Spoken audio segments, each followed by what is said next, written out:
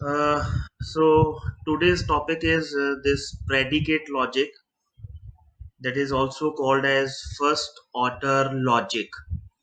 And this type of logic is basically used for, again, representing some English like sentences in symbolic form.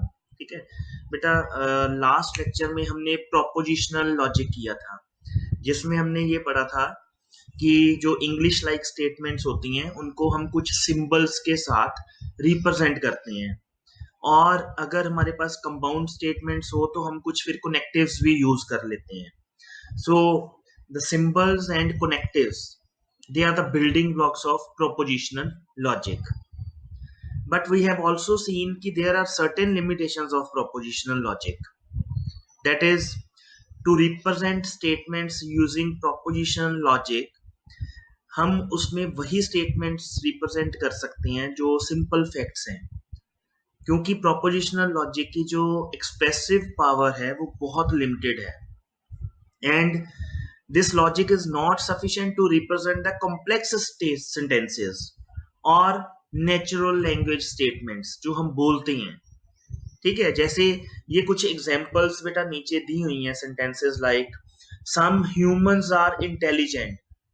So these types of statements, they are not being represented by propositional logic. Propositional logic में जो ऐसी statements हैं, some humans are intelligent, all humans are intelligent, like this statement Sachin likes cricket. तो ऐसी statements जो हैं वो propositional logic में हम represent नहीं कर पाते. The reason being क्योंकि उसमें हम limited number of connectives use करते हैं. ठीक है, और उसकी एक्सप्रेसिव जो पावर है वो बहुत कम है. अब जो हमारी नेचुरल लैंग्वेज स्टेटमेंट्स हैं और जो कॉम्प्लेक्स सेंटेंसेस हैं उनको रिप्रेजेंट करने के लिए, और जो प्रोपोजिशनल लॉजिक है उसकी लिमिटेशंस को रिमूव करने के लिए हमारे पास एक नया लॉजिक आ गया under symbolic logic category, that is called as predicate logic. Predicate logic को बेटा हम एक और नाम देते हैं, that is first order logic. Predicate logic and first order logic both are the same things. अब first order logic होता क्या है, जब predicate logic होता क्या है बेटा? First order जो logic है that is basically an extension of propositional logic. पहले हमारे पास propositional logic आया था, उसके बाद उसकी एक एक्सटेंशन हुई, जो लिमिटेशंस थी प्रोपोजिशनल लॉजिक की उसको रिमूव करने के लिए हमारे पास ये फर्स्ट ऑर्डर लॉजिक और प्रेडिकेट लॉजिक आ गया. फर्स्ट ऑर्डर लॉजिक जो है, this has sufficiently expressive power to represent the natural language statements in a very concised way. जो फर्स्ट ऑर्डर लॉजिक है इसमें एक्सप्रेसिवनेस पावर काफी है. किन चीजों को रिप्रेजेंट करने के लिए? जो नेचुरल लैंग्वेज स्टेटमेंट्स हमारी होती हैं, और ये नेचुरल लैंग्वेज स्टेटमेंट्स को बड़े कंसाइज्ड वे में रिप्रेजेंट कर देता है. ठीक है, अब फर्स्ट ऑर्डर लॉजिक जो है वो हमने पहले ही पढ़ लिया कि इसको प्रेडिकेट लॉजिक भी कहा जाता है. ठीक है, और इसमें मेन चीज जो है वो क्या है कि हमारे पास जो भी एक इंग्लिश स्टेटमेंट होती है उसमें बेटा कुछ ऑब्जेक्ट्स होते हैं और कुछ रिलेशनशिप एग्जिस्ट कर रही होती है बिटवीन दोज ऑब्जेक्ट्स. और ये चीज जो है ऑब्जेक्ट्स की रिप्रेजेंटेशन और रिलेशनशिप की जो रिप्रेजेंटेशन है वो हम प्रेडिकेट लॉजिक में बड़े कंसाइज्ड वे में, बड़े इजी वे में कर सकते हैं. So this is the reason कि we use this first order logic or predicate logic in order to represent the English like statements. Clear? ठीक है बेटा इतना? ठीक है. अब जो फर्स्ट ऑर्डर लॉजिक है वो ये अज्यूम नहीं करता कि जैसे प्रोपोजिशनल लॉजिक में हम ये अज्यूम करते हैं कि हमारे पास बस फैक्ट्स ही होते हैं जी. ठीक है, ओनली फैक्ट्स आर देयर, जो ट्रू होंगे या फॉल्स होंगे. बट फर्स्ट ऑर्डर लॉजिक जो है उसमें हम ये अजम्पशन लेके चलते हैं कि हमारे पास कोई भी अगर नेचुरल स्टेटमेंट है, नेचुरल लैंग्वेज स्टेटमेंट है, उसमें कुछ ऑब्जेक्ट्स होंगे, उस स्टेटमेंट में कुछ रिलेशन होगा और उसमें कुछ फंक्शंस होंगे। ऑब्जेक्ट्स जैसे जैसे कोई आ रहा है कि A is the father of B, so A and B they are the objects. अगर मैं कहूं कि many people are standing on the bridge, so people is one object. Numbers, colours, wars, theories, squares, pits, तो ये सारे हमारे पास क्या होते हैं? Objects in a statement. Relation क्या होता है बेटा? रिलेशन इज कि जैसे मैं कह रहा हूं कि he is the brother of Ram, तो ब्रदर ऑफ क्या है मेरे पास? एक रिलेशन। अगर मैं कहूं कि क्रो हैज ब्लैक कलर, तो हैज कलर जो है वो क्या है हमारे पास? एक रिलेशन। ठीक है, तो relation is just a connection between different objects, जो एक कनेक्शन बना रहा होता है उसको हम क्या बोलते हैं? रिलेशन। अब फंक्शन क्या होता है? जैसे हम कई बार लिखते हैं he is the best friend of Ram, so best friend is a kind of function. ठीक है, मैं कहूं कि in the end of this lecture I will give U A chocolate, so end of is function. ठीक है, तो ये कुछ अजम्पशंस हैं जो हम प्रेडिकेट लॉजिक या फर्स्ट ऑर्डर लॉजिक में लेके चलते हैं कि नेचुरल लैंग्वेज स्टेटमेंट्स जो होती हैं उनमें ये तीन चीजें होती हैं। The first is objects, the second is the relations, third is the function. So every English statement consist of these three things. This is the basic assumption in propositional logic. अब नेक्स्ट बेटा, जैसे कल हमने prepositional logic में पढ़ा था कि in propositional logic we have syntax and semantics. Syntax जो होता है वो हमें बताता है syntactic structure in order to write that statement in that particular logic. और सिमेंटिक्स का क्या मतलब होता है? Meaning, meaning of that logic, कि उसका क्या मीनिंग निकल के आ रहा है। So similarly first order logic और प्रेडिकेट लॉजिक में भी हमारे पास दो मेन पार्ट्स हैं, one is the syntax and second is the semantics. अब हाँ जी बेटा।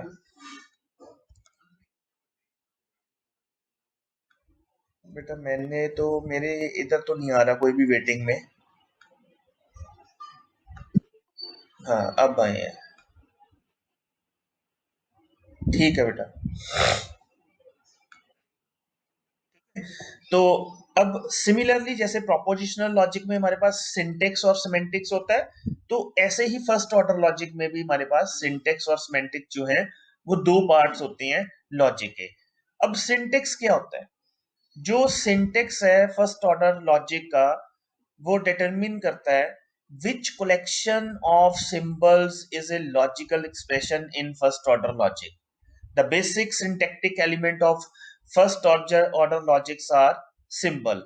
ये हमने पहले भी पढ़ लिया था कि हम symbols यूज करते हैं in order to represent the statement. अब बेसिक एलिमेंट्स कैसे हैं? आपने प्रोपोजिशनल लॉजिक में पढ़ा था, उसमें हमने दो ही पढ़े थे।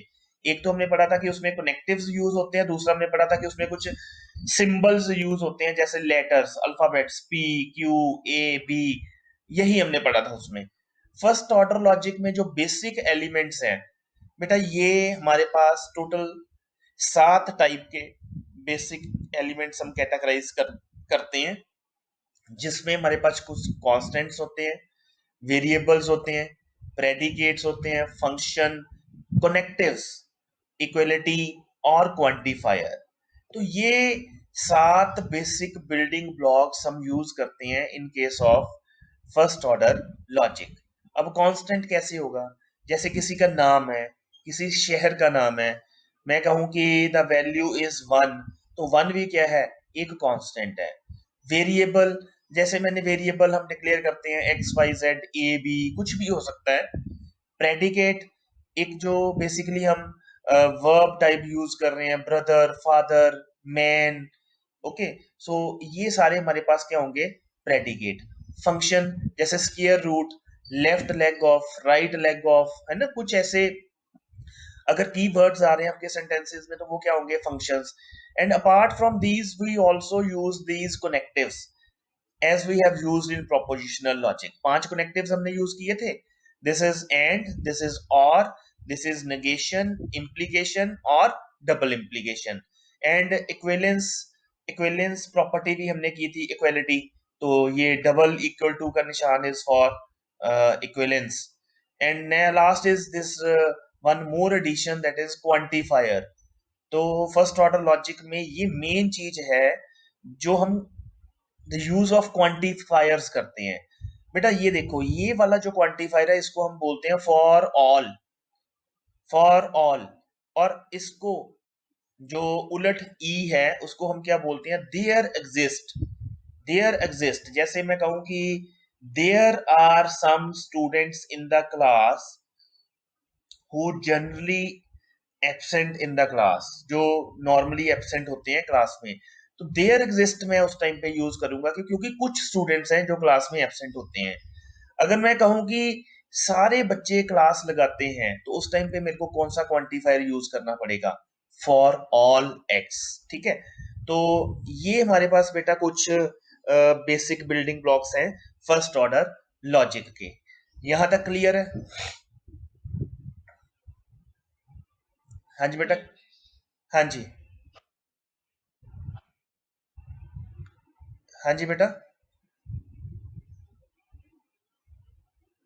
संजय, कोई क्वेश्चन है बेटा आप लोगों को? ठीक है, तो नेक्स्ट बेटा हमारे पास आ जाता है, जैसे प्रोपोजिशनल लॉजिक में हमने पढ़ा था कि हमारे पास एक सिंपल सेंटेंसेस होते हैं, एटॉमिक सेंटेंसेस होते हैं और कंपाउंड सेंटेंसेस होते हैं। Similarly in first order logic और predicate logic we have atomic sentences and complex sentences, not compound sentences. अब एटॉमिक सेंटेंस क्या होता है बेटा? एटॉमिक सेंटेंस जो है वो मोस्ट बेसिक सेंटेंस होता है फर्स्ट ऑर्डर लॉजिक में। और ये कैसे बनता है, एक फर्स्ट ऑर्डर लॉजिक में जो एटॉमिक सेंटेंस है वो हम कैसे बनाते हैं? These sentences are formed from a predicate symbol followed by a parenthesis with a sequence of terms। ये आपको अंडरस्टैंड करना है कि एटॉमिक सेंटेंस जो होता है वो एक बेसिक सेंटेंस होता है फर्स्ट ऑर्डर लॉजिक में। उसमें हम क्या करते हैं, सबसे पहले बेटा प्रेडिकेट लिखते हैं, प्रेडिकेट के बाद हम ये ब्रैकेट शुरू करते हैं, फिर उसके बाद हम सीक्वेंस ऑफ टर्म्स जो होती हैं वो लिखते हैं, term one comma term two comma term N, N तक जितनी टर्म्स है वो सारी ब्रैकेट में लिख देते हैं। जैसे बेटा, जैसे ये एक एग्जांपल है, Ravi and Ajay are brothers, Ravi and Ajay are brothers. तो इस पर्टिकुलर स्टेटमेंट में जो इंग्लिश लाइक स्टेटमेंट है, इसमें हमारे पास प्रेडिकेट कौन सा है, ब्रदर। तो हमें पता है कि एटॉमिक सेंटेंस में सबसे पहले हम प्रेडिकेट लिखते हैं, तो हमने यहाँ पे प्रेडिकेट लिख दिया ब्रदर। ठीक है, उसके बाद हम क्या लिखते हैं, term one, term two, up to term N. तो हमने भी यही किया। इसमें टर्म कौन सी है, आर्गुमेंट्स कौन से हैं, रवि एंड अजय। तो दो ही टर्म्स है हमारे इस पर्टिकुलर स्टेटमेंट में। तो हम क्या करेंगे, प्रेडिकेट लिखने के बाद हम ब्रैकेट शुरू करेंगे, और जो प्रेडिकेट्स जो हमारे पास टर्म्स हैं, दैट इज रवि और अजय, तो रवि कॉमा अजय वो हम लिख देंगे। सो this is the first order logic representation of this English statement, that is Ravi and Ajay are brothers। समझ लगी बेटा ये लाइन कैसे कैसे हम एटॉमिक सेंटेंस बनाते हैं यूजिंग फर्स्ट ऑर्डर लॉजिक? हमने क्या करना है, हमने जो प्रेडिकेट है उसको बाहर लिख देना है, और जो उसके आर्गुमेंट्स होंगे, जो टर्म्स होंगी, उसको ब्रैकेट के अंदर लिख देना है, सेपरेटेड बाय कॉमा। तो वो हमारे पास बन जाएगी प्रेडिकेट लॉजिक, जहां फर्स्ट ऑर्डर लॉजिक में इंग्लिश स्टेटमेंट की कन्वर्जन। अब जैसे यहाँ पे एक है, चिंकी इज ए कैट, ये एक और स्टेटमेंट है हमारे पास, चिंकी इज अ कैट। अब कैट हमारे पास क्या है, प्रेडिकेट, तो हमने कैट को बाहर लिख दिया। Okay, then we have started this bracket, bracket बना दी हमने, और उसके बाद हमारे पास आर्गुमेंट क्या है या टर्म क्या है, चिंकी, तो ब्रैकेट में हमने क्या लिख दिया, Chinki. So cat bracket Chinki, this is basically the logical और predicate logical equivalent of this English like statement, that is Chinki is a cat. Clear? So this is the atomic sentence. That is the most basic sentence of first order logic. ये हमें समझ लग गई है मेरे को लगता है। अब नेक्स्ट बेटा हमारे पास आता है जो कॉम्प्लेक्स सेंटेंस होता है। अब कॉम्प्लेक्स सेंटेंस क्या होता है? कॉम्प्लेक्स सेंटेंस जो है that is basically made up of combining atomic sentences using connectives. जो एटॉमिक सेंटेंसेस हैं उनको कंबाइन करके by means of these connectives हमारे पास क्या बन जाता है? Complex sentence. तो कंपाउंड भी यही था, कंपाउंड सेंटेंस में भी हम यही करते हैं। जो छोटे छोटे सेंटेंसेस होते हैं उनको बाय मींस ऑफ कनेक्टिव्स हम कंबाइन कर देते हैं और हमारे पास एक कंपाउंड सेंटेंस बन जाता है। सो कॉम्प्लेक्स सेंटेंस जो है बेटा, फर्स्ट ऑर्डर लॉजिक स्टेटमेंट में जो भी हम कॉम्प्लेक्स सेंटेंस लिखते हैं उसमें दो मेन पार्ट्स होते हैं। पहला क्या होता है? सब्जेक्ट। दूसरा होता है प्रेडिकेट। अब सब्जेक्ट क्या होता है? सब्जेक्ट जो होता है वो एक मेन पार्ट होता है स्टेटमेंट का, main part of the statement. और जो प्रेडिकेट होता है वो क्या होता है? प्रेडिकेट एक रिलेशन है जो बाइंड कर रहा है दो एटॉमिक स्टेटमेंट्स को टुगेदर। सब्जेक्ट क्या है? Main part of the statement. और उसमें प्रेडिकेट क्या होगा? प्रेडिकेट एक ऐसा रिलेशन होगा जो दो एटॉमिक स्टेटमेंट्स को कंबाइन कर रहा होगा टुगेदर। क्लियर? अब जैसे मैं आपको एक एग्जांपल दे रहा हूं यहां पे, मेरे पास बेटा एक स्टेटमेंट है। This statement is x is an integer. X is an integer. Now this particular sentence, this sentence consists of two parts. इसमें दो पार्ट्स हैं। एक पार्ट है सब्जेक्ट का। सब्जेक्ट का कौन सा पार्ट है यहाँ पे? X is the subject of this statement. Okay.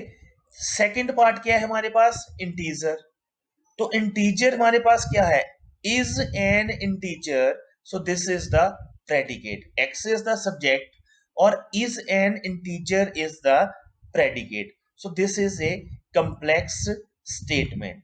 अब इन स्टेटमेंट्स को कैसे रिप्रेजेंट किया जाता है फर्स्ट ऑर्डर लॉजिक में, ये हम अभी आगे काफी सारी एग्जांपल्स करेंगे जिसमें आपको अंडरस्टैंडिंग होगी कि एक जो हमारे पास स्टेटमेंट होती है इंग्लिश लाइक स्टेटमेंट, उसको हम, चाहे वो एटॉमिक स्टेटमेंट है चाहे वो हमारे पास कॉम्प्लेक्स स्टेटमेंट है, ऐसी स्टेटमेंट्स को हम प्रेडिकेट लॉजिक में कैसे कन्वर्ट करते हैं।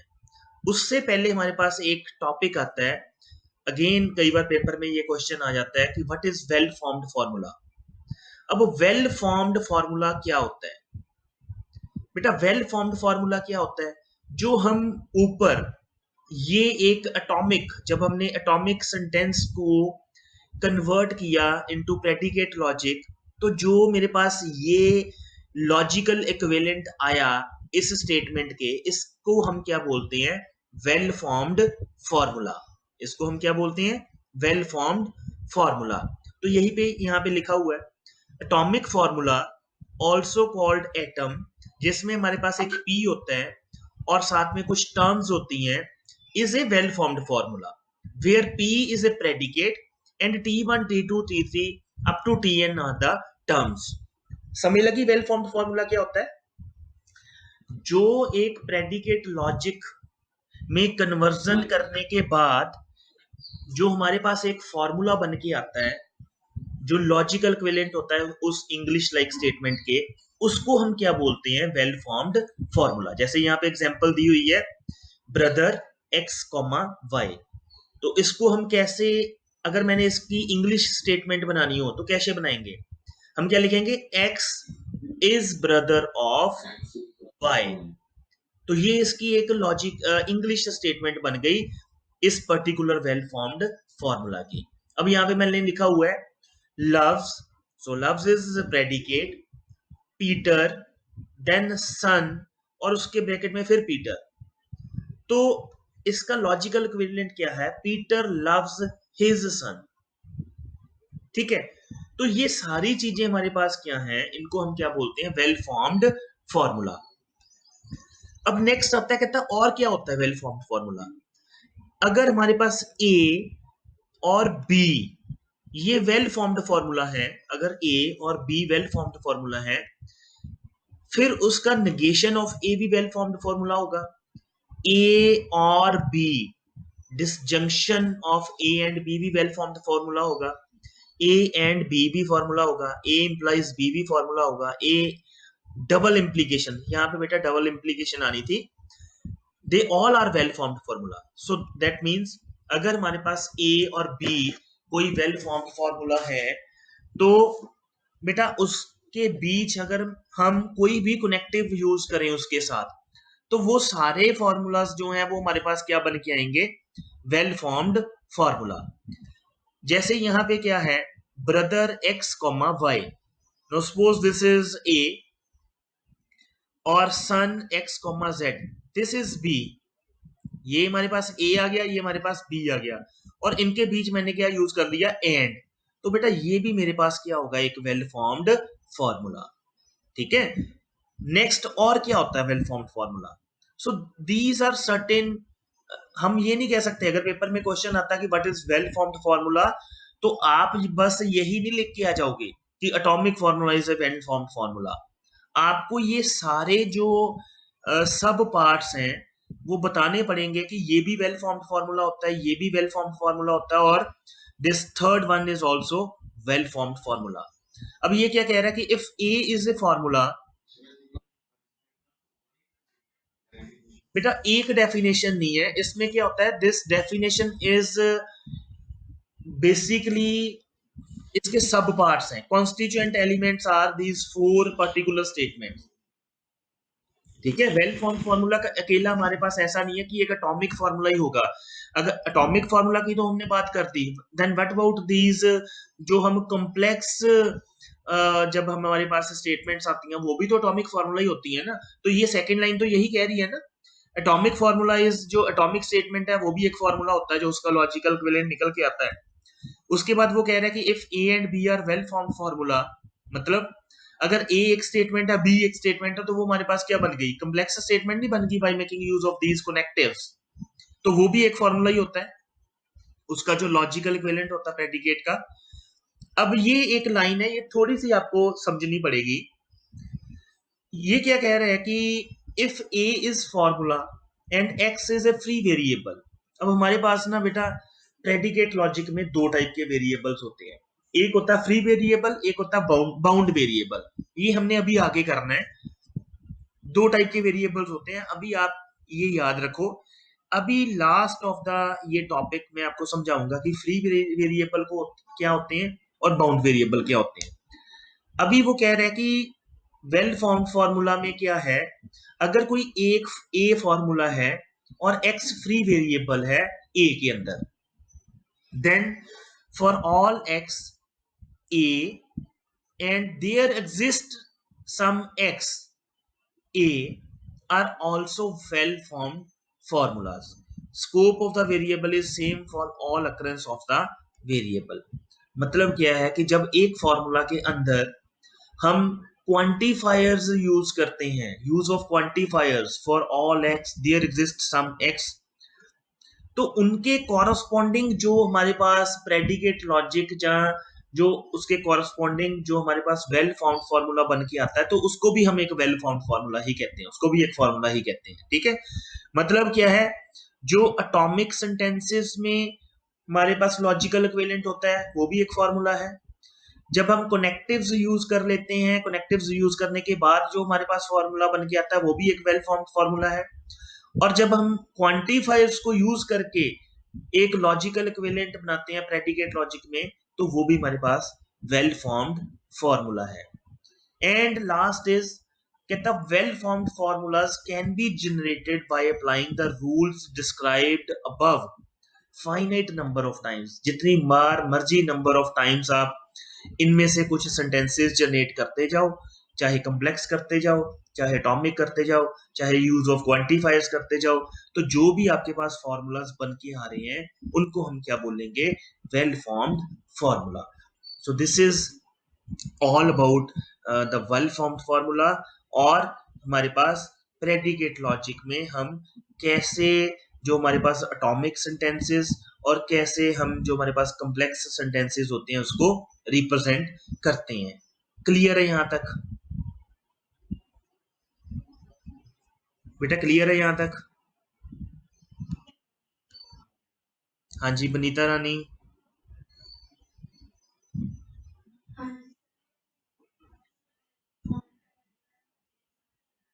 बेटा वेल फॉर्म्ड फॉर्मूला क्या होता है? वेल फॉर्म्ड फॉर्मूला एक, ये देखो मैथमेटिक्स में क्या होता है, आप एक फॉर्मूला लिखते हो, मैं कहूं कि आपको एरिया ऑफ सर्कल कैलकुलेट करना है। जब आपको एरिया ऑफ सर्कल कैलकुलेट करना है तो उस टाइम पे आप क्या लिखते हो, A equal to pi R square, यही लिखते हो। तो पाई आर स्क्वायर क्या है, एक फॉर्मूला नहीं है? पाई आर स्क्वायर एक फॉर्मूला है ना। तो बेटा ऐसे ही जब हम प्रेडिकेट लॉजिक में हमारे पास कोई इंग्लिश स्टेटमेंट है, इंग्लिश लाइक स्टेटमेंट है, नेचुरल लैंग्वेज स्टेटमेंट है, हमने उसको कन्वर्ट कर दिया इनटू प्रेडिकेट लॉजिक, तो जो वो बन के आया हमारे पास उसको हमने क्या कहना है, वेल फॉर्म्ड फॉर्मूला। यही है, इसमें और तो कुछ भी नहीं है। ठीक है, वेल फॉर्म्ड फॉर्मूला क्या होता है, जो हमारे पास इंग्लिश स्टेटमेंट का एक लॉजिकल इक्विवेलेंट और प्रेडिकेट लॉजिक जो हम बनाते हैं उसका, उसको हम वेल फॉर्म्ड फॉर्मूला बोलेंगे। अब जो ये 3-4 स्टेटमेंट्स लिखी हुई हैं इसके नीचे, इनका मतलब क्या है, कहता कि अगर किसी एटॉमिक स्टेटमेंट का जो भी फॉर्मूला बन के आ रहा है वो भी एक वेल फॉर्म्ड फॉर्मूला होता है।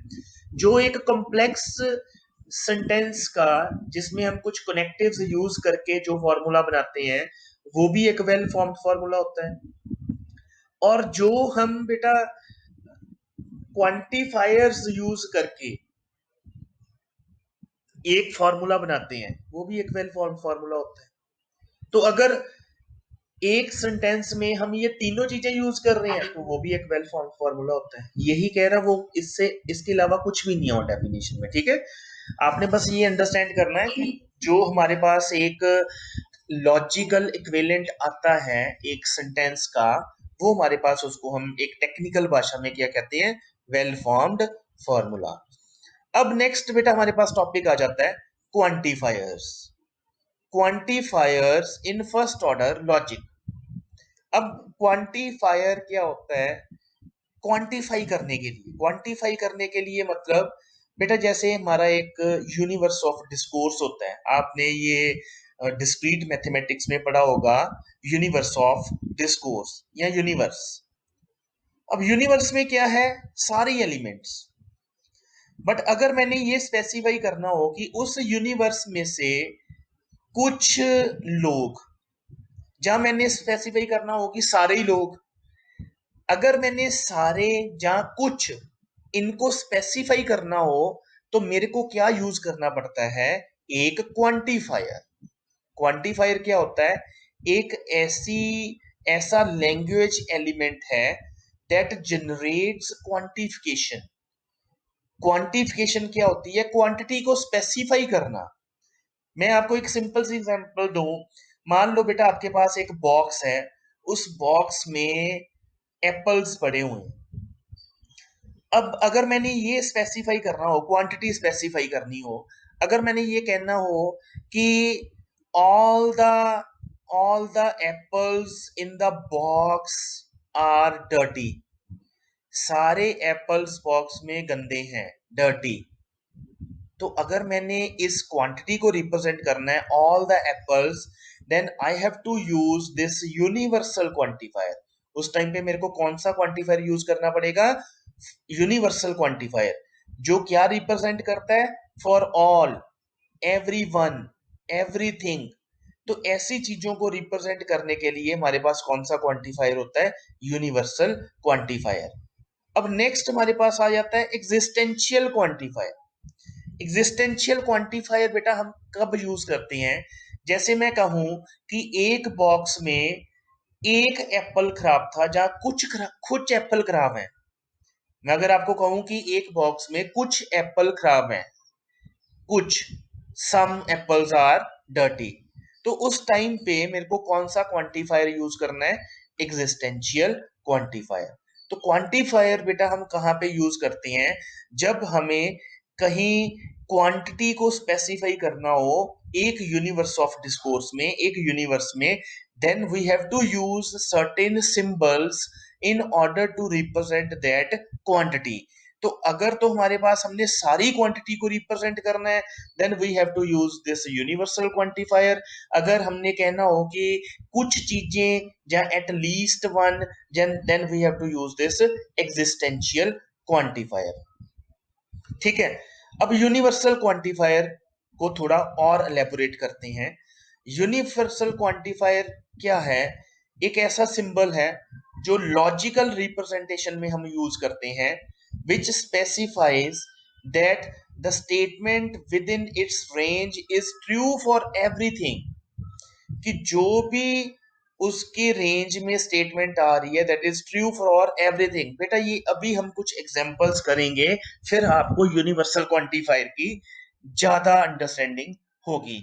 अभी तक आप ये याद रखो कि जो यूनिवर्सल क्वांटिफायर है, कोई भी ऐसी स्टेटमेंट जिस जगह पे फॉर ऑल आ रहा हो, फॉर ईच आ रहा हो, फॉर एवरी आ रहा हो, तो हमें कौन सी क्वांटिफायर यूज करना है उस टाइम पे? Universal quantifier. और उसको कैसे रिप्रेजेंट करते हैं? By making use of this symbol. जो ए होती है उसको उलट कर दो तो हमारे पास क्या बन जाता है? Universal quantifier. अब नेक्स्ट हमारे पास जो क्वांटिफायर, एक एग्जांपल यहां पे लेते हैं बेटा। ये एग्जाम्पल क्या है? All man drink coffee. ये हमारे पास एग्जाम्पल क्या है? All man drink coffee. सारे बंदे कॉफी ड्रिंक करते हैं। ठीक है, अब मैंने क्या किया, हमने क्या किया कि जो बेटा ये ऑल मैन है ना, ऑल मैन, अब सारे यूनिवर्स में x1 भी एक मैन है, x2 भी मैन है, x3 भी मैन है, x4 भी मैन है, x5 भी मैन है, अप टू xn, ये सारे मैन हैं। ठीक है, अब मैं कह रहा हूं ऑल मैन ड्रिंक कॉफी। अब इस पर्टिकुलर स्टेटमेंट से इसका क्या मीनिंग निकल के आ रहा है? ऑल मैन का मतलब क्या आ रहा है? फॉर ऑल एक्स, जितने भी एक्स हैं, एक्स क्या है? मैन। वो क्या करते हैं? Drink coffee. तो हम इस स्टेटमेंट को कैसे रिप्रेजेंट कर सकते हैं इन प्रेडिकेट लॉजिक? हमने क्या लिखा? फॉर ऑल एक्स, एक्स कौन थे? मैन, मैन वाले x. For all x, man x implies drink x comma coffee. तो अगर हमने उस इंग्लिश स्टेटमेंट को रिप्रेजेंट करना हो, जो हमारे पास इंग्लिश स्टेटमेंट थी ऑल मैन ड्रिंक कॉफी, तो हम कैसे करेंगे? फॉर ऑल एक्स, प्रेडिकेट क्या आ गया? मैन। और कौन से मैन? एक्स। उसके बाद इंप्लाइज, इंप्लाइज मतलब हम इंप्लीकेशन यूज करेंगे इसमें। जो आपका फॉर ऑल एक्स वाला बेटा क्वांटिफायर होता है, उसमें हमारे पास इंप्लीकेशन यूज होती है, ये भी आपने याद रखना है। अब जो सारे मैन हैं वो क्या ड्रिंक करते हैं? कॉफी। तो ड्रिंक हमारे पास क्या बन गया? प्रेडिकेट। और ड्रिंक करता कौन है? एक्स। एक्स कौन था? मैन। तो हम साथ में लिख देंगे, तो ये वाला हमारे पास प्रेडिकेट बन गया, that is drink x comma coffee. तो ये हमारे पास लॉजिकल इक्विवेलेंट और प्रेडिकेट लॉजिक बन गया उस पर्टिकुलर इंग्लिश स्टेटमेंट का। तो अब मेरे को लगता है कि आपको अंडरस्टैंडिंग होगी होगी कि फॉर ऑल एक्स कहाँ यूज करते हैं बेटा। अब नेक्स्ट हमारे पास आ जाता है एग्जिस्टेंशियल क्वांटिफायर। एग्जिस्टेंशियल क्वांटिफायर मैंने आपको पहले ही बताया है कि एग्जिस्टेंशियल क्वांटिफायर हम कहाँ पे यूज करते हैं? जिस जगह पे हमने कुछ ऐसा लिखना हो, देयर एग्जिस्ट सम ए, जैसे फॉर सम कुछ, फॉर एटलीस्ट वन। तो यहाँ पे हमने सार सभी को रिप्रेजेंट ना करना हो, हमने कुछ को रिप्रेजेंट करना हो, तो उस टाइम पे हम कौन सा क्वांटिफायर यूज करते हैं? Existential quantifier. अब जैसे ये बेटा एक स्टेटमेंट है, सम बॉयज आर इंटेलिजेंट, कुछ लड़के इंटेलिजेंट होते हैं, सम बॉयज आर इंटेलिजेंट। अब यहाँ पे ये तो नहीं है ना कि ऑल बॉयज आर इंटेलिजेंट। अगर यहाँ पे स्टेटमेंट होती ऑल बॉयज आर इंटेलिजेंट, तो फिर कौन सा क्वांटिफायर यूज होना था बेटा? अगर यहाँ पे स्टेटमेंट होती ऑल बॉयज आर इंटेलिजेंट, फिर कौन सी universal, yes, universal quantifier. But यहाँ पे स्टेटमेंट क्या आ रही है? Some boys are intelligent. तो जब सम बॉयज आ गया तो हमें कौन सा क्वांटिफायर यूज करना पड़ेगा? Existential quantifier. अब जैसे यहाँ पे स्टेटमेंट क्या है? Some boys are intelligent. तो हम इसको कैसे रिप्रेजेंट करेंगे? There exist some X, there exist some X boys X, क्योंकि बॉय हमारे पास प्रेडिकेट है, क्योंकि एक्स क्या था? कुछ बॉय, और एंड इंटेलिजेंट एक्स, क्योंकि जो बॉयज एक्स हैं वो साथ में क्या है? इंटेलिजेंट एक्स भी हैं। तो हमने इसमें कौन सा क्वांटिफायर यूज किया? And quantifier. तो नॉर्मली क्या होता है बेटा, जो आपका यूनिवर्सल क्वांटिफायर है उसके साथ हम इम्प्लाइज यूज करते हैं, और जो आपका एग्जिस्टेंशियल क्वांटिफायर होता है उसमें नॉर्मली हमारे पास एंड यूज होता है. So this is the logical equivalent or predicate logic equivalent of this English statement, that is some boys are intelligent. हाँ जी, हाँ जी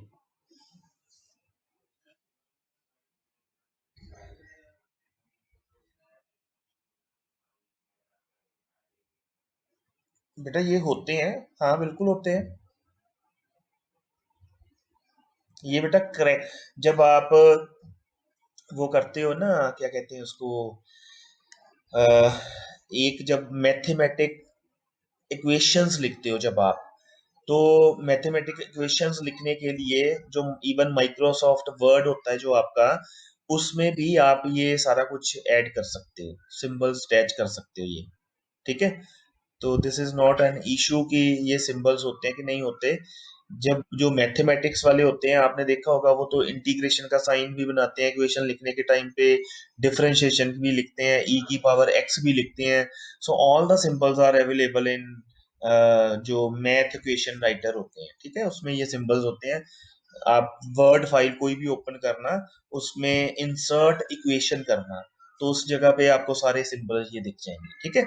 सो the points to remember in these quantifiers is, जो universal quantifier होता है उसमें ज्यादातर बेटा, most of the times we use this along with for all x we use this implication, और इन case of existential quantifier, जैसे जो ऐसे लिखा जाता है देयर एग्जिस्ट, तो उसमें ज्यादातर हमारे पास एंड वाला जो कनेक्टिव है वो यूज होता है।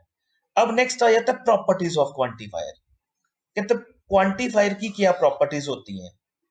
क्वांटिफायर्स की क्या प्रॉपर्टी है in case of universal quantifier? जो यूनिवर्सल क्वांटिफायर होता है, अगर मैं लिख रहा हूं for all X, for all Y, X और वाई कोई चीजें हैं, और मैं लिख रहा हूं सारे ही एक्स और सारे ही वाई, तो दिस इज सिमिलर टू, अगर मैं ये लिख दूं कि for all Y for all X, मतलब अगर मैं फॉर ऑल वाई पहले लिख रहा हूं या फॉर ऑल एक्स बाद में लिख रहा हूं, तो they are similar. So this is the first property. But in case of existential quantifier, उसमें भी सेम ही होता है। अगर मैं कहूं कि कुछ एक्स या कुछ वाई, तो अगर मैं कुछ वाई या कुछ एक्स कह दूं, तो वो भी सेम ही चीज होती है। समझ लगी? बट अगर मैं लिख रहा हूं कुछ एक्स और सारे वाई, तो उसको मैं ऐसे नहीं लिख सकता सारे वाई और कुछ X, this is not similar. So these are the properties of quantifier, कि अगर मैं कह रहा हूं सारे एक्स और सारे वाई, तो उसको मैं चाहे ऐसे कह दूं कि सारे वाई और सारे एक्स, मतलब एक्स को पहले बोल दिया, वाई को बाद में बोल दिया, और वाई को पहले बोल दिया और एक्स को बाद में बोल दिया, वो सेम ही चीज है, सिमिलर है। एग्जिस्टेंशियल क्वांटिफायर में भी सेम ही चीज है। बट कहता है कि ऐसे नहीं होना चाहिए कि हम कहें कि कुछ एक्स और सारे वाई, और दे आर इक्विवेलेंट टू कुछ सारे वाई और कुछ एक्स, वो इसके लॉजिकल इक्विवेलेंट नहीं होता। ठीक है, समझ लग गई प्रॉपर्टीज ऑफ क्वांटिफायर्स क्या है?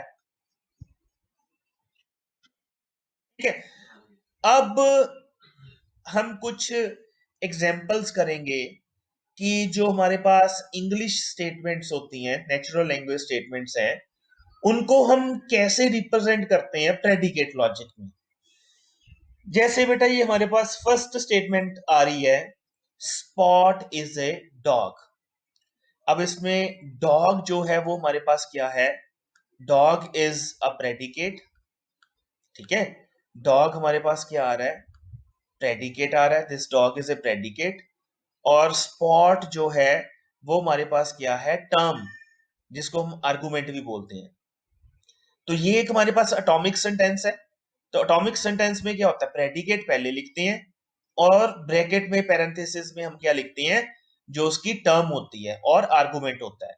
So this is the predicate equivalent of this English statement, that is spot is a dog. Clear है। अब नेक्स्ट स्टेटमेंट हमारे पास आ रही है, अबे is a friend of Ajay. अबे is a friend of Ajay. अब इसमें जो टर्म्स आ रही है ना बेटा, वो दो आ रही है, एक तो आ रहा है अजय, एक आ रहा है अबे। और इज ए फ्रेंड जो है वो हमारे पास क्या है, एक प्रेडिकेट। तो हमने क्या किया, इज ए फ्रेंड हमारे पास प्रेडिकेट आ गया, और ब्रैकेट में हमारे पास क्या आ गया, ब्रैकेट में हमारे पास, एक मिनट बेटा, ब्रैकेट में हमारे पास जो उसके आर्गुमेंट्स थे, जो उसकी टर्म्स थी, वो आ गई। क्लियर। तो हमने क्या लिख दिया, इज ए फ्रेंड, ब्रैकेट में लिख दिया अबे अजय। तो ये प्रेडिकेट लॉजिक इक्विवेलेंट हो गया इस इंग्लिश स्टेटमेंट के, दैट इज अबे is a friend of Ajay. अब जैसे नेक्स्ट हमारे पास एक, हाँ जी, फ्रेंड भी आ सकता है बेटा, बिल्कुल आ सकता है, बिल्कुल फ्रेंड भी आ सकता है केवल। नहीं, फ्रेंड भी लिख सकते हो बेटा, वो आपकी मर्जी है। बट ये जरूर रखना है कि जैसे हमने यहाँ पे लिखा ना, is underscore A underscore friend, तो इसमें ये होता है कि हम ऐसे नहीं लिख सकते कि इज फिर स्पेस डाल दी, ए स्पेस डाल दी, so space is not allowed while writing this predicate logic. Underscore is allowed. ठीक है, तो या तो हम ये लिख सकते हैं, लैंग्वेजेस में भी ऐसे ही होता है, अंडरस्काउंट अंडर और वो नहीं, स्पेस नहीं अलाउड होती। तो इसमें भी हम ऐसे ही लिख सकते हैं, आइदर हम फ्रेंड लिख सकते हैं, अगर आपको लगता है कि इज ए फ्रेंड लिखना है तो लिख सकते हो, ये आपकी इच्छा है। ठीक है, ये थोड़ा सा लेबोरेटिव लग रहा है कि हमने स्टेटमेंट को पूरा कर। अब जैसे नीचे है, the dog has a tail. अब इसमें क्या है, the dog has a tail, so tail is a predicate, और डॉग जो है वो टर्म है, वो आर्गुमेंट है। तो आप इसको ऐसे भी लिख सकते हो कि आपने लिख दिया टेल और ब्रैकेट में लिख दिया dog, and this is again another way कि आपने लिख दिया हैज ए टेल और ब्रैकेट में लिख दिया डॉग। ठीक है, वो टर्मिनोलॉजी क्या यूज करनी है, इट डिपेंड्स अपॉन यू। ठीक है, कि आप पूरी स्टेटमेंट लिख रहे हो या फिर आप एक पर्टिकुलर जो प्रेडिकेट का वर्ड है, आप उसमें से वही लिख रहे हो। ठीक है, वो आपके ऊपर है। ठीक है, अब नेक्स्ट हमारे पास स्टेटमेंट आ रही है, all dogs have tail. All dogs have tail. अब बता सकते हो आप कि इसमें कौन सा क्वांटिफायर हमें यूज करना चाहिए, लिखा हुआ नीचे कौन सा यूनिवर्सल। क्यों यूनिवर्सल करना चाहिए, यस यहाँ पे सारे डॉग्स की बात हो रही है। जब सारे डॉग्स की बात होनी है तो तब हमने क्या करना है, हमने क्या लिखना है, for all X. For all x. अब हमने क्या लिखा, डॉग एक्स। डॉग एक्स क्यों लिखा हमने, क्योंकि ऑल डॉग्स हैव टेल, तो हमें लिखना पड़ेगा कि वो सारे डॉग इंप्लाइज, मैंने पहले भी बताया आपको कि जब हमारे पास हम यूनिवर्सल क्वांटिफायर यूज करते हैं तो मोस्ट ऑफ द टाइम्स जो आपका ये इम्प्लीकेशन वाला, इम्प्लाइज वाला कनेक्टिव होता है, वो यूज होता है। So we have written here for all X, dog X implies tail x। ठीक है, तो this is the again predicate logic equivalent of this English statement, that is all dogs have tail. अब next हमारे पास statement आ रही है, all people need air. सारे लोगों को हवा चाहिए। तो again this all people all is for all x people need air. तो बेटा यहाँ पे पर्सन की जगह पे आप पीपल भी लिख सकते हो, यहाँ पे मैंने पर्सन लिख दिया। So for all x people x implies needs air x. ठीक है, so this is predicate logic equivalent of this particular statement. अब जैसे कुछ और हम स्टेटमेंट्स करते हैं, जैसे यहाँ पे है मार्कस वॉज ए पॉम्पियन। तो Pompeian is this predicate, Marcus उसकी टर्म आ गई, जहां आर्गुमेंट आ गया वो हमने ऐसे लिख दिया। अब यहाँ पे एक और टर्म आ रही है, ऑल पॉम्पियंस आर रोमन्स। एक स्टेटमेंट आ गई, ऑल पॉम्पियंस आर रोमन्स। तो हमने इसको कैसे रिप्रेजेंट किया, for all X Pompeian X implies Roman X. बेटा कुछ कुछ ये स्पेलिंग मिस्टेक हो सकती है वाइल राइटिंग, तो please excuse me for this. ठीक है, वो आप अपने हिसाब से कर लेना। ये पॉम्प्लेन लिखा गया है पॉम्पियन था। ठीक है, अब जैसे यहाँ पे है सीजर वाज ए रूलर, तो रूलर प्रेडिकेट है, सीजर जो है वो उसका आर्गुमेंट है। अब ये देखो बेटा, अब ये स्टेटमेंट आ गई, थोड़ी कॉम्प्लेक्स स्टेटमेंट आ गई। All Romans were either loyal to Caesar or hated him. सारे रोमन्स जो हैं वो जहां तो लॉयल थे इस सीजर के, और उसको जहां हेट करते थे। अब हमें ये तो पता चल गया कि एक तो इसमें और आ रहा है। सबसे पहले आपने ना पता क्या करना बेटा, सबसे पहले आपने जब लाइन पढ़नी है, कैसे इसका प्रेडिकेट लॉजिक बनाते हैं, हम सबसे पहले उसकी लाइन की अंडरस्टैंडिंग करते हैं। पहले ये देखते हैं कि एक तो इसमें ऑल आ रहा है, इसका मतलब फॉर ऑल एक्स यूज होगा। उसके बाद रोमन्स आ रहा है, अब कौन से रोमन्स, एक्स वाले रोमन, तो हमने रोमन एक्स लिख दिया। उसके बाद क्या आ रहा है, either loyal to Caesar or hated him. अब सीजर के लॉयल कौन था, सीजर के लॉयल कौन था, रोमन्स। तो रोमन कौन थे, एक्स। तो हमने क्या लिख दिया, लॉयल ब्रैकेट में लिख दिया एक्स, किसके, सीजर के। और उसके बाद था और हमें पता है ये होता है डिसजंक्शन, तो हमने ये डाल दिया। उसको क्या करते थे, हेट। हेट कौन करता था, सीजर को, और एक्स करते थे। तो this is the logical representation of this statement, all Romans were either loyal to Caesar or hated him. इसका मतलब है हेटेड भी हमारे पास एक प्रेडिकेट है, सीजर जो लॉयल है वो भी हमारे पास एक प्रेडिकेटेड है, और ऑल रोमन्स जो है, रोमन भी हमारे पास एक प्रेडिकेट है। ऑल को हम लिखते हैं फॉर ऑल एक्स, और को हम लिखते हैं डिसजंक्शन के साथ। तो इंप्लाइज हमें पता ही है कि जब इंप्लीकेशन आती है तो हम इंप्लाइज डालते हैं।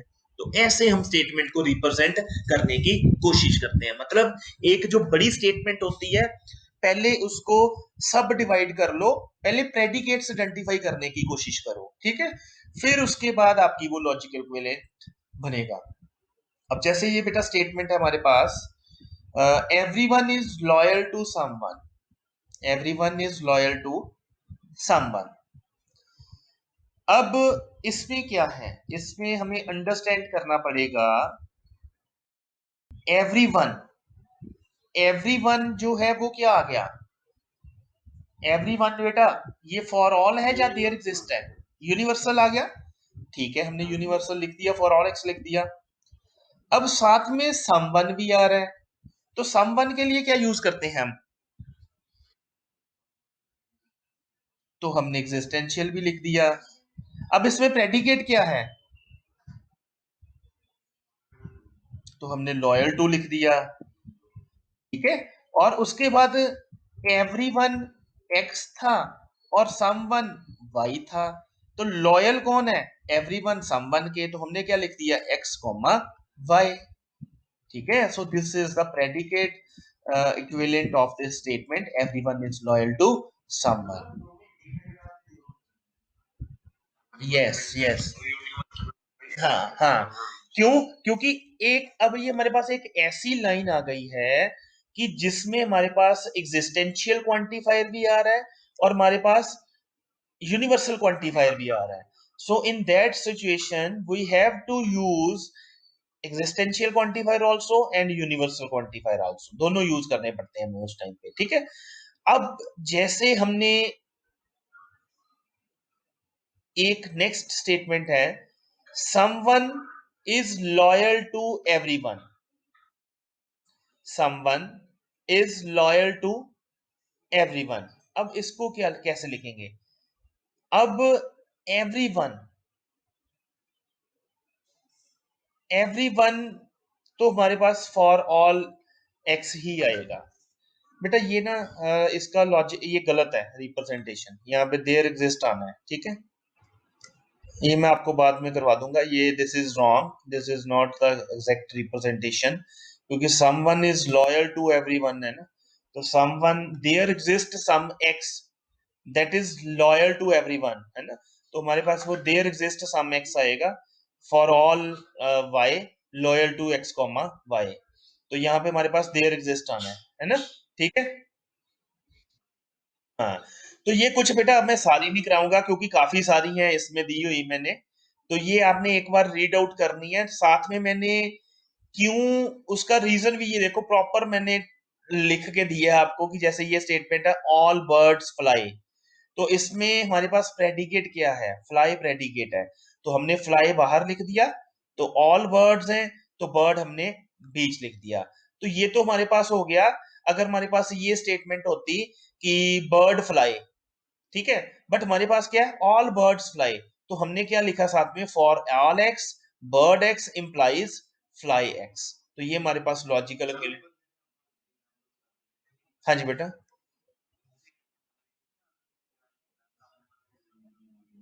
इंप्लाइज के साथ भी कर सकते हैं हम।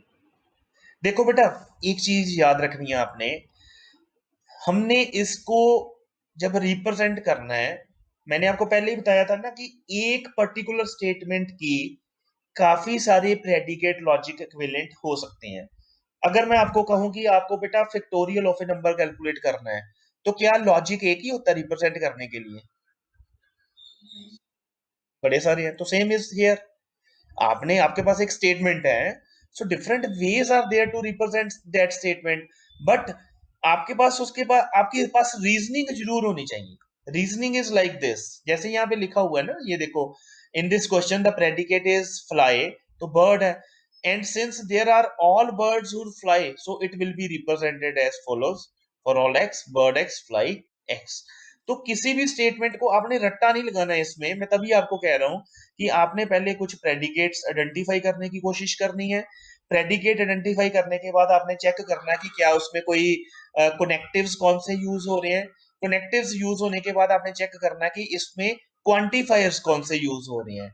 जब हमें वो सारी चीजें पता चल जाएंगी, फिर हमने लाइन बाय लाइन उसको रिप्रेजेंट करना शुरू कर देना है। तो ये काफी सारी एग्जांपल्स बेटा इसमें मैंने दी हुई हैं, you try to solve these examples so that you can get an idea कि sentences को कैसे represent करते हैं in case of predicate logic। ये पेपर में भी कई बार क्वेश्चन आता है, आपको कुछ sentences दिए जाते हैं और आपको कहा जाता है कि इसका predicate logic जो कि भी इक्विवेलेंट है वो बना के आपको देना होता है, ठीक है। सो लास्ट इज जो मैंने आपको बोला